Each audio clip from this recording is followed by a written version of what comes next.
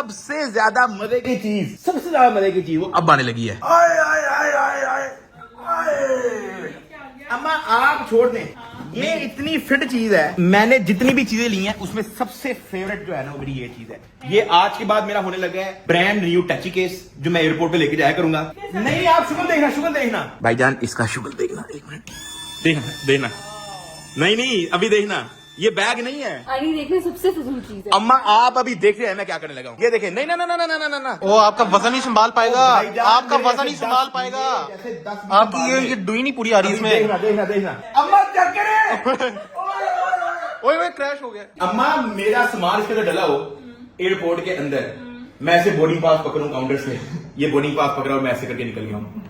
आप ही निकलोगे, बाकी सारे काम को देखते ही रह गई कि फ्लाइट। आपने चुप करके जो है यहाँ पे ये बटन दबाना है। ये देखें, ये देखें, ये पूरा अंदर चला जाएगा, सारा अंदर गया। ये आपने इसका हैंडल कर दिया अंदर, यहाँ से बैग पकड़ा और आपने रख दिया जहाज के अंदर। क्या फिट चीज है यार अम्मा, क्या है यार अम्मा, खुशी नहीं हो रही है? आपको लग रहा है मैं फजूल खर्ची कर दिया? भाई अच्छी चीज है यार, बहुत आला, कितना कमाल की चीज है। देखो लड़कों को पता है सारा, तुम्हें तो पता कुछ नहीं है।